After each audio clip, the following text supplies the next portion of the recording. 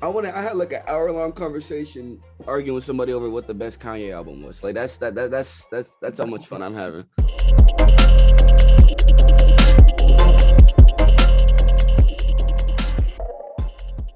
Hi, my name's Ben, and I'm here with Midwxst, and it's for Enemies in Conversation series. So, how's things going? Have you literally just got back from school now, and then you had your little nap, and yeah, all good. Yeah. Yeah, All right. wicked. Obviously, you only started putting out music in like January 2020, so it's been a bit of a whirlwind. Yeah, like I only started putting it out seriously then. Like I'd been putting it Yeah, out as a joke, but the Midwest like name and whole like aura around it mm. didn't really come until later on. And January was when it did come. Because one, I had to change my Instagram user because my Instagram user used to be like some generic like auto given just your first last name, like middle school last and like name. And so I wanted to change it to something actually like semi stood out because I was kind of tired of having the Edgar dot Surratt. Like it's not really anything special. It's just there. And so I was like, you know what? Let me change it. And so I was like, where do I live?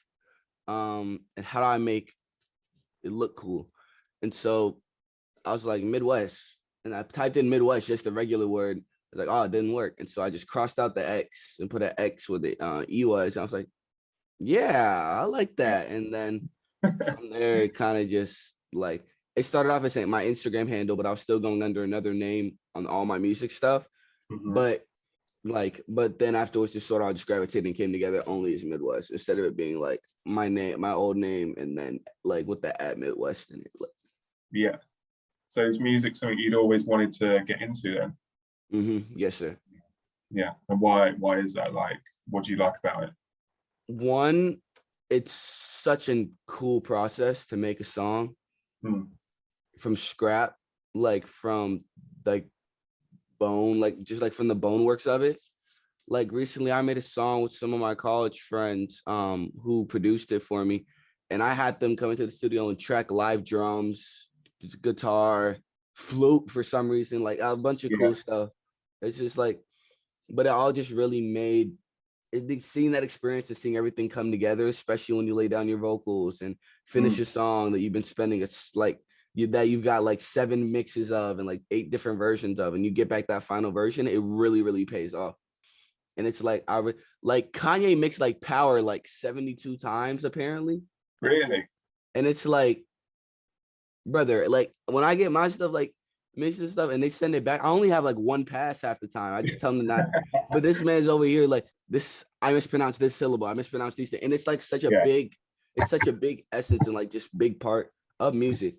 Yeah. And so that's like that's really the part that got me interested. But at the same time, it's also the fact that with the music I make and the things I say, so many people can connect personally with the shit that I'm doing Yeah. and what I'm trying to do, like what message I'm trying to spread, the individuality, the creativity, all those things that I'm trying to push into people, because I want them to understand that you only got one life. You can't just sit around and just wait for things to come your way. You got to go and make those things come your way. Yeah. You gotta take the world by storm. And if that means doing what you want to do, if that means dropping out, if that means painting your nails, that means wearing a skirt, if that means doing anything that allows you to express yourself, do that, because I'd rather have people get called out and have make other people mad who are insecure about what they're doing than never have done it at all and had the bravery to do it and Mm. actually stand up and do what the fuck they want to do, instead of it being the narratives and the ideas and the images that they get pushed into them at such a young age. Like, oh, guys can't paint their nails. Well, I do it. Yachty does it. Cardi does it. Uzi does. Like everybody that you listen to and love are all comfortable in their own skin and comfortable expressing themselves in whatever ways they could. Yeah. I think that's a great message to have, like encouraging people to be who they want to be, really, and just not Yeah. be shit. Like, Literally.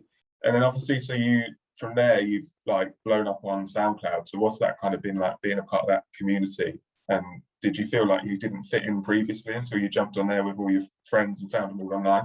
To be honest, I could never I didn't know how to get my music on any other platform for a while. So I just literally just downloaded SoundCloud because Yeah. I've been used to it for a minute because I used to listen to a bunch of shit on SoundCloud. Like a lot of like electronic music, like San Hollow, Madeon, Porter Robinson, all of those Yeah, people I was always listening to on there. But at the same time, you caught me listening to like old X, Ski, Denzel Curry, hmm Five's Funeral, the whole Broward, Florida scene, thrown in with some like throwaway like old Biggie, Jay-Z, like some stuff like that. Just it's just some real SoundCloud stuff that you can't really yeah, find anywhere else. And yeah, yeah. so over time, I learned how to use it because I was making beats and uploading them with my friends for a little bit, and then I was like, you know what? No, I'm done with that. And then I wanted to, and I uploaded my first song because an opportunity arose for me to demonstrate my capabilities because there was a diss like track war going on at school in a way. So I was Okay. like, you know what? Like put my hands together, got my little Beats headphone microphone, plugged it into Yeah. my iPad, going into GarageBand, downloaded the Look at Me instrumental, and I went off and then released it, and then everybody was like, oh my god. And then even the principal heard it, so she was like, can I talk to you real quick? It's like well, it wasn't even her, it was the vice principal of my hmm school. She was like, can I talk to you real quick, because it was spreading like wildfire and I didn't even Yeah. expect it to, because I just put it out and like told like my friends, and everybody's like, next thing you know, it was on Snapchat, everybody was posting it, like. Wow. And so I was in the vice principal's office sitting here like, did I do something? And then he's like, so you made a song, right? I was like, no, I didn't do that. They're like, Edgar, we know you did. I was like, yeah, I did. And he's like, okay. It's because I name dropped the school and the Right. student's Okay. They full didn't name like that. in the Yeah. and they were like, we don't care if you put out the song, but at the same time, Mhm. you mentioned the school in the song while insulting another student. It was all out of like fun. Like I like, it was a fire ass song in my opinion, but hey man, haters be hating. But I was like, you know what? Yeah, okay. So I understand that. So I went through, privated it, so they thought I took it down, and still have it on my SoundCloud. Listen to it like every time I feel unmotivated to think, man, I haven't made any progress. I listen to that song and then listen to the stuff I've been making now, and it's just like the comparisons are like out here. And then how does it feel to like, because obviously you're kind of one of the leaders of like the digicore hyperpop kind of explosion. Did you ever imagine that it was going to go as big as it has? Nah, I didn't imagine it to get to the point it was at. Really it was low key kind of random.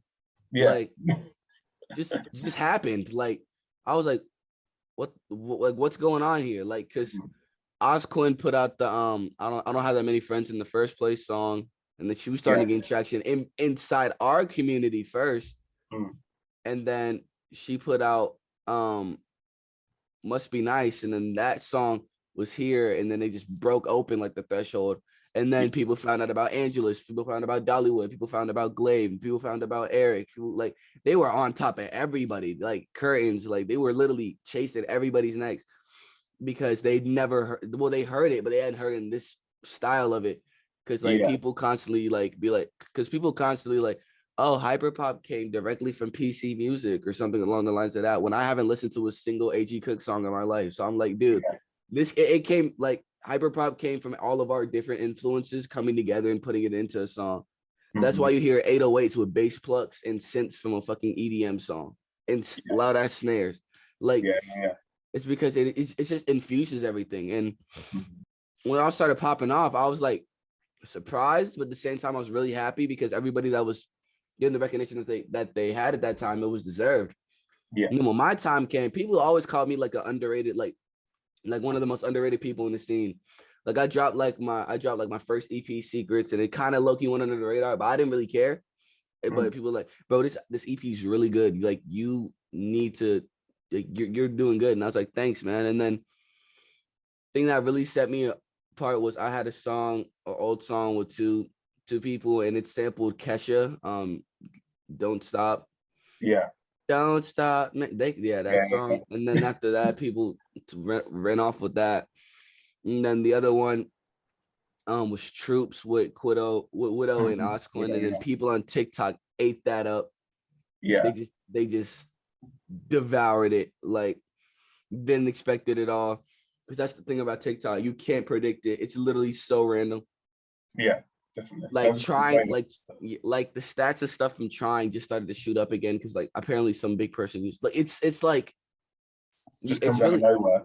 yeah, literally like that's what happened with Fantasize with Eric because they were playing it on these Minecraft YouTubers stream named Sapnap and Carl Jacobs, and so they was playing on his stream, and then people just shot right over, and Yeah. that song specifically got it started going crazy, even though we just dropped a new single and stuff. But Yeah. it's just been really cool Yeah. to have one, you blow up with all the friends and the people that have helped you become a better artist. And at the same time, be able to provide a platform for the smaller artists in this scene too. So I'm super excited. Yeah, definitely. And do you think, 'cause obviously everyone mashes up all the genres and that kind of thing, do you think people are still too constrained by genres, like want to put things in a box too much still now? That's probably the appeal of hyperpop and digicore, isn't it, really? It just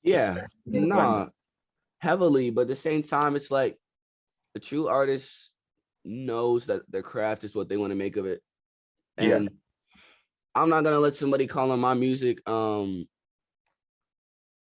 some reason. Like I'll drop like a regular pop song and people go, this is some great hyper pop. Like no, it's not. This is pop. This is pop. But as soon as you get that hyper pop label attached to, people are only going to know you for that said feature, or that said style, or that said song. And it's like you don't have to embrace it for shit. Like my recent stuff, I haven't even been doing anything hyper pop related. No, I've been making rap music, concert music. I was just gonna say, it seems like you do want to like move away from that and get into like the US rap scene and like make like with people that you're working with as well. Yeah, and also just broaden my scope and fan base, because Yeah, I'd rather go in a direction and try it out for a bit and make my fan base bigger from people who would never listen to me if I only stuck in this direction than not even going in that direction at all. And it can bridge together so many cool things too, because you can bridge together the hip hop community and the producers from there with the electronic community or the people that love hyper pop community, like all that shit. Now, that's what my Discord is. It's like a great cesspool of everything, and it's just like it's so nice. Yeah, That's just really what Discord is. Discord has been like the best tool for me to even become an artist. So it's been super cool. And obviously going from SoundCloud, then you've been picked up by Interscope, haven't you? So like, did you ever imagine getting like a major record deal and being on the same label as like Billie Eilish and Olivia Rodrigo? To be honest, I always envisioned myself getting a deal. Yeah. But I never envisioned myself getting it so quickly. I thought, I definitely imagined that I was gonna be like, I was gonna be 20, like just turned into a junior in college, vibing things out, taking my time with music. And then like one song pop off and then things would fall into place from there. Nope, didn't happen. For senior year, I was like, fuck, okay. Guess we're doing the damn thing, because got a manager, shout out Sammy. And then from there, everything just started to like, him and my parents brought me from just a kid who made music and dropped whenever he wanted to a true artist. Yeah. And being able to market myself as that and have the professional side and look of things to things that an artist on a major label would have while still not even being signed to anyone. And when I got signed, bro, I was like, did that happen? Did that just happen? Like, imagine, it took a while for it to sink into me, like sink in for me, because I'd been working for so long to even get the most smidget of attention from like when I got my first news article, I flipped out. I ran downstairs, showed my mom, like all those things. But when I got my deal, my parents were already so active and a part of it that they knew how I feel. They were so happy for me, and have that reassurance from your parents, your family, your friends. Man, it's really something that like no money can buy. They're like really supportive then. Yeah, they're really supportive, and I love them so much. Oh, that's wicked. That's good. And then obviously, so are you aiming to be like, you want to be on the same level as like Billie Eilish and Olivia Rodrigo, but in a different world, obviously? Like you want that big success. Yeah, for sure. I want to have that big success, but at the same time, it's like I'm trying to be on my low key shit too. Like I'm trying to be like what's a good example? Andre 3000 or Frank Ocean, for example. Under the radar, still make great music, amazing music actually. But pop up every now and then, drop a little song, boom, boom, boom, then drop an album out of the blue, whenever, like randomly, and then come back and then just disappear from public eye. Yeah. Like that could be super cool. That's wicked. So and if it doesn't work out, then you'll just catch me like be like Tyler going on bike rides and shit, driving cars. And then obviously you've tell us about your EP then. So Back in Action. What's the story? It's like, so basically, a lot of my songs before I made this EP were not that big, like on concert wise. And so I was like, you know what? I want to make some songs that I want to make people punch each other in the face. Like, I'm not gonna lie. Like I want to make that's a great description. They're so like solidly heavy. Like not I was about to say not violently, but it already came out. So like I just want, it's like a combination of me having pride, at the same time having a little bit of an ego, but at the same time still remaining humble. But at the same time, it's still really, really crazy, chaotic energy throughout all of it, to the point where, and you will be able to hear it in like my bars and like the stuff like that, like with like tic tac toe, with like Ruthless isn't on this, but like for tic tac toe, made it back like the hook. I literally said I'm trying to make my mom proud, but then tic tac toe, I'm talking about Perry the Platypus from Phineas and Ferb, like it's quite a range. Yeah, big range. Yeah. But like the beats are just as impressive as the like lyrically. Oh, for sure. Yeah. I remember making this song with Slide and called Slide with Eric and Slump in the studio. Yeah. And they were making the beat outside while we were recording on another beat. And I came outside, I was like, you know what? I'm gonna do my part on this beat. Sat down, added a bell and a kick, and then I walked away. like it's like 8 people on the beat. It's so funny. Yeah. It's so sick though. But then when we played the beat out loud, me, Slump, and Eric just all like turned to one another. We were like when we heard like the bell and stuff coming, we both like we had like a connection. We were like, no, we got to do this. And so we went in the studio, ran it. Slump changing his verse every 5 seconds, so I don't even know if this is the final verse I have from him. So we gonna see. That man is like, I was like, hey bro, this is a 5 verse. He's like, yeah, I might change. I was like, no, you don't have to do that. No, it's cool. Like, it's cool as it is. Like, but it was just really fun. Really fun. Like, how long have you been working on the project then? Has it been months now, or? I made it back literally. I haven't marked down my calendar. No, I'm doing my research. Wait, you got me on a mission. April 19th is when I first made this. It's been a string from there. April 19th is when I made it back. And then the following months, I was in LA for a little bit in March. For 2 weeks, just working. Made some songs there too. Then I came back to Indiana and made a bunch of, because like this is really the music maker right here. Like as long as I have this and an interface and a laptop to plug it into, I'm perfectly fine for anything. Yeah.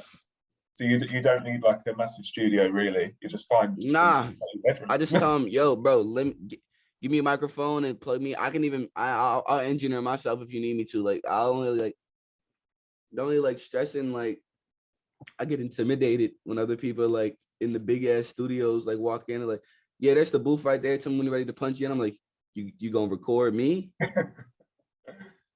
I'm like shivering in my boots. But I do it though because it's like you're not gonna get nothing done if you never try anything out. Have some fun with it. So true. Like I went to the studio with Wolfish Joe. He was a good friend of mine, lives in New York. It was an internet money session with like Nick Mira, John Luther, Taz Taylor.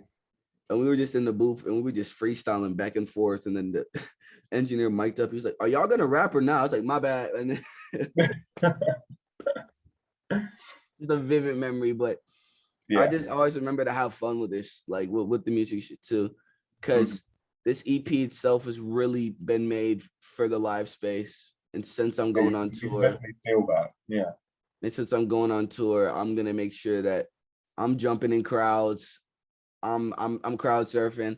I'm jumping up, keeping the same energy throughout the set because it's gonna be fun. It's gonna be hectic, but it's gonna be very fun. Yeah. So what are you wanting to say with this EP? Like, what's the kind of the thing you want to get across? It really is like, it don't matter where you come from, what you do, what you think, you can do it and get to the point that I'm at. Because when you look at me, people don't think of like, I'm not the stereotypical like rapper to come out of Indiana or any black rapper as a whole. Like how Kanye was from the suburbs, wore polo all the time. I'm a black kid from a private school who started rapping as a way as a joke, and then it slowly developed into a talent for myself. Yeah. It's that small niche of kids that have things in front of them, have a good lives for themselves, but they don't know what they want to do with it. Yeah. And I wanted to understand that, yo, I'm talking my shit on this album. So if I'm talking my shit, it's possible for you to be able to talk your shit too. That's really about it. It's just like, I don't want kids to have to think that, like I got some friends who used to be like in that street shit and doing all that street shit, and they constantly would have told me like, bro, you keep doing what you're doing, because I don't ever want anybody had to go through the shit that I had to go through. I don't ever want to have people relive the things that I've had to relive, see the things I've had to see, and all of those things. And it's like, if I can prevent that and become a source of happiness for somebody and a source of inspiration for somebody, rather than me becoming like not even but just a bad influence to anybody, it's like, it's a win-win scenario all around, because it's just, I want to be able to help people. I'm never one for putting somebody down, never one for making fun of somebody. Like, do I do it as a joke with my friends and stuff? Oh hell yeah. Like, no, like I'm 18. You think I'm gonna be that mature yet? Like I'm getting there, but at the same time, it's like, I know my responsibilities. I know what I want to do. I know what I want to make and how I want things to come off. I'm going to try my hardest. I'm going to do my best to make that a possibility and continue to just do what I do best. And I think that comes across like in the lyrics across the new EP, like you're talking about mental health and like just things that are kind of important to you, which you wouldn't necessarily get with all other rappers. Yeah. Those are the important things that a lot of people overlook nowadays, man. You got to check up on your friends, see how they're doing. You never know what somebody might be going through. That's why I say I love you, and like, I hope you have a great day to so many people, because tomorrow's never guaranteed. Yeah. The rest of tonight is never guaranteed. True. But we live with that. We're all gonna die eventually at some point. So it's like this. Would you rather live in fear and regret at doing something you could and not doing something you could have done and had an opportunity to do? Or would you take that opportunity, take that risk, and whatever consequences or rewards come with it, and see where it goes and takes you? And you mentioned earlier about coming from somewhere like Indiana. So do you feel like you've got a bit of pressure to represent where you're from? Yeah, for sure. Because when people think of Indiana, they just think of Freddie Gibbs and Michael Jackson. That like and Corn and Corn and the Indy 500. That's it. Yeah. All that people think about. I don't want people to understand, like, are you wrong? No, but at the same time, it's like, I'm gonna prove you wrong. Like, I'm gonna become like a talking point for Indiana, just the Midwest as a whole. Because is Midwest gonna become the next Chicago or like some of the next hubs for the best music out of the world? You never know. I'm not gonna say it is, but at the same time, doesn't mean that it's not possible. I just want kids to be like, you know what? If this kid can make it out from Indiana, out of all states, then anything is possible. Because it damn near is at this point. Like, I'm not even gonna lie to you. It surprised me too. I was like, damn, whoa. Like, people were like, because I got on campus. I think I had the funniest interaction with anybody I've ever had in my life. We were at the freshman seminar, and so I was walking down to go get my little name tag. And the guy said, a guy walked up to me, hey, you kind of look like Midwest. I was like, thanks. And so I was like, thanks, I am. And they're like, oh, really? I was like, yeah. He's like, nice to meet you. Talk to him for like a good 10 minutes. Now we're friends. Like, oh no. Is it?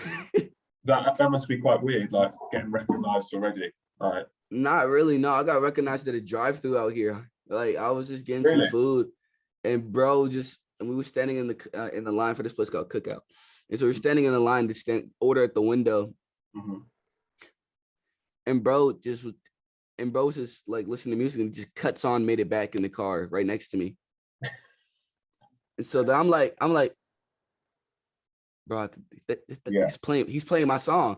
And so he saw me like motioning towards his car. And so he looked over, he's like, is that Midwxst? And so bro put the car in parked, like he got out the whip, just walked up to him. We started talking, like, he's like, what the hell you doing in Nashville? I was like, you tell me, like, I'm school, man. Like, I'm just having some, like, I'm just furthering my knowledge out here. So we had a great conversation. Very nice, man. And you said about school, are you finding it easy, like juggling school, music, live shows, that kind of thing, everything at once? It's not even that hard yet. Yeah. I'm saying yet, like big capitalized, like size 64 text yet. But it's been fun, like really fun. I went to a couple like house band shows, like we were playing in the basement. I have not been in a vibe, like I've never experienced something like that. And it was so good because some of these guitarists and drummers are fucking nuts. They are crazy. One dude literally threw the guitar stick up in the air and caught it and then like did a whole drum break. And I also was able to see, I saw Turnstile live as well. They're a hard rock band. They were in Nashville. Their opening song, 15 people stage dived off stage. Really? Who was that? They were running up. So it was like this. They had the stage, or they had the entrances to the side. They had the stage. As soon as the lights came on, like it just kept going and going and going. I caught a good like off the wall band right here. So at one point, I was like, damn. But at the same time, I was like I started like, because if I go to a concert, I get in the pit. Like I'm in the front, I'm in the middle. I push people around. Like I get into the concert because that's what a real concert should be like. I'm tired of seeing people just have their phone up. Like, and you've started to get to like play your own shows as well, haven't you? So that must be cool. Yeah, nah, for sure. I'm excited for that. Like very, very, very excited. I never dreamed of the day that I headlined my own show in like LA, in New York. Never dreamed that. And to have that in front of me actually means a lot to me because that was literally one of the biggest goals on my checklist for the longest. And who you're going on tour with as well, like all your friends. That must be the boy Ash, boy Eric, gonna fuck Chicago up. I even have friends from school bought some tickets going to it as well. So really, it's super sick. It's gonna be so sick. Whenever I see Ash and Eric, it's just like the funniest trio and thought process you can imagine.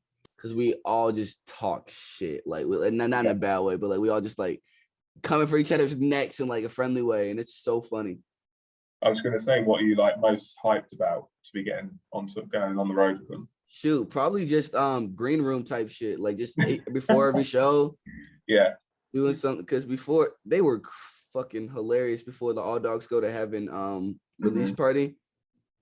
They cut on the beat for like Album of the Year Freestyle by J. Cole, and they just started rapping over. I was like, what the fuck do you know about J. Cole? Like I didn't even know that. And so Eric started off his first bar. He's like, yo, you know, I'm 4'2". He's not 4'2", but that man is really short. But it just went on a rant from there. It was funny as shit ever. Like, it's just moments like that. And then we also had a lot.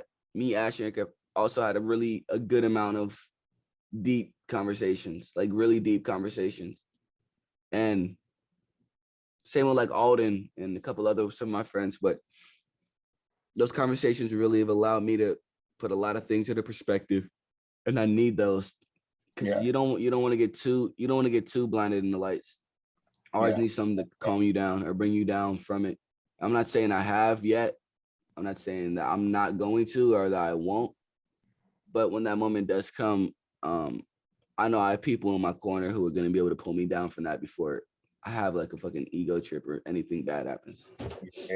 And then finally, if you were holding your own festival, who would your headliners be? And what would you call it as well? Ooh, got me thinking now.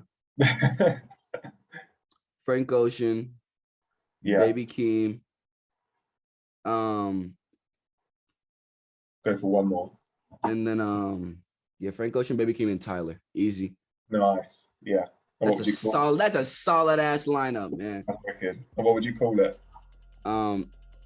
Midwest and the Northwest, and then take out the X. Love it. Thanks very much for your time, Midwxst. Thank you.